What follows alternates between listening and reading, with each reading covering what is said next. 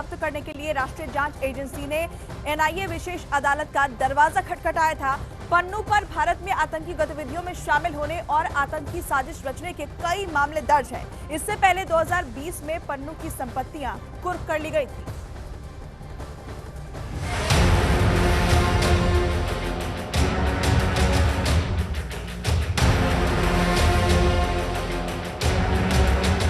राष्ट्रीय जांच एजेंसी ने खालिस्तान समर्थक और प्रतिबंध संगठन सिख फॉर जस्टिस के नेता गुरप्तवंत सिंह पन्नू के खिलाफ बड़ा एक्शन लिया है। एनआईए ने चंडीगढ़ और अमृतसर में उसकी संपत्तियां जब्त कर ली हैं।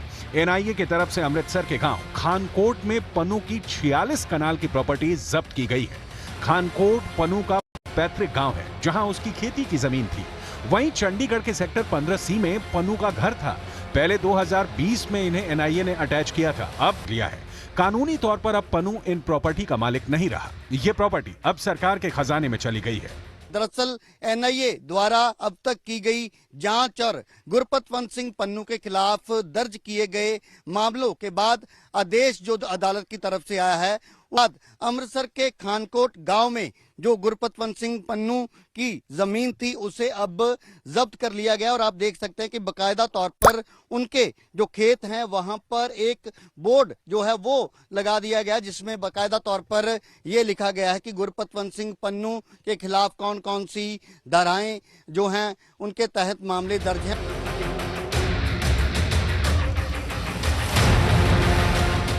पन्नू अमृतसर का रहने वाला है और एनआईए ने उस पर इनाम भी घोषित कर रखा है। कनाडा में रहने वाले पन्नू पर भारत विरोधी गतिविधियों में शामिल होने के कई आरोप हैं। भारत में पन्नू के खिलाफ देश विरोधी साजिश समेत कई केस दर्ज हैं। कनाडा के भी पन्नू के गुनाहों की जानकारी कई बार दी गई है, लेकिन कनाडा ने अब तक इस आतंकी के खिलाफ कोई कार्रवाई नहीं की। चंडीगढ़ में एनआईए ने खालिस्तानी गुरप्तवंत पन्नू के सेक्टर 15 वाले जिस घर को जब्त किया है वो एक कोठी का 1/4 हिस्सा है। एनआईए की टीम करीब आधा घंटे तक वहां मौजूद रही और उसके घर के बाहर नोटिस बोर्ड लगा दिया गया। खालिस्तानी आतंकी गुरपतवंत सिंह पन्नू के खिलाफ आज एनआईए ने बड़ा एक्शन किया है और गुरपतवंत सिंह पन्नू की जितनी भी पंजाब भर में प्रॉपर्टी है उसे जो है एनआईए ने आज जब्त किया है। और इस वक्त मैं मौजूद हूं चंडीगढ़ के सेक्टर 15 में। यहां पर गुरपतवंत सिंह पन्नू का एक घर था, उसका जो 1/4 जो हिस्सा था उसे एनआईए की तरफ से जो है वो सील कर दिया गया है। और एक एनआईए ने जो है यहाँ पर एक बोर्ड भी जो है वो लगाया गया है। और आप देख सकते हैं कि एनआईए की तरफ से एक बोर्ड यहाँ पर लगाया गया है और उस बोर्ड पे लिखा गया है कि इस घर का जो 1/4 जो हिस्सा है वो फिलहाल जो है सरकारी प्रॉपर्टी जो है उसे कर दिया गया। आतंकी संगठन सिख फॉर जस्टिस के प्रमुख आतंकी गुरप्तवंत सिंह पन्नू की तमाम संपत्तियां एनआईए मोहाली कोर्ट के आदेश पर जब्त की गई हैं। मोहाली में दर्ज एक मुकदमे में गुरप्तवंत सिंह पन्नू भगोड़ा है।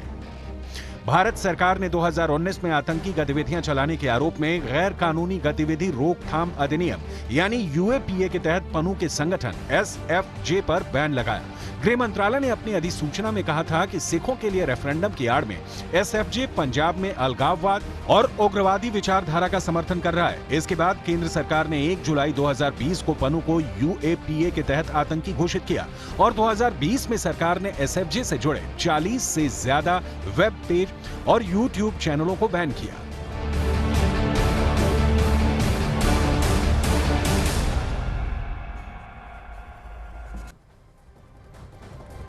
तो खालिस्तानी आतंकियों को लेकर लगातार एनआईए शिकंजा कस रहा है। पंजाब में भी लगातार कार्रवाई हो रही है, उनकी संपत्ति को जब्त किया जा रहा है। एक पूरी लिस्ट है, एक पूरी फहरिस्त है जिस पर काम कर रही है एनआईए की टीम। भारतीय अपराधी हरदीप सिंह निज्जर की हत्या पर गलत बयानी करने वाले कनाडाई पीएम के झूठ का इस वक्त पर्दाफाश हो चुका है।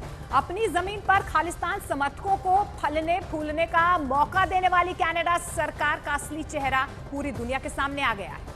और दुनिया भी ये जान चुकी है कि कैसे कनाडा अपनी जमीन पर अपराधियों को पनाह दे रहा है और उन्हें फलने फूलने का पूरा मौका भी दिया जा रहा है। क्योंकि जिस भारतीय अपराधी की हत्या का आरोप कनाडा सरकार भारतीय एजेंसियों पर लगा रही है, उस अपराधी के खिलाफ रेड कॉर्नर नोटिस जारी होने के बाद भी कनाडा सरकार ने उसके खिलाफ कोई एक्शन नहीं लिया, उल्टे उसे अपने यहाँ पर नागरिकता का गिफ्ट देकर गले से लगा लिया।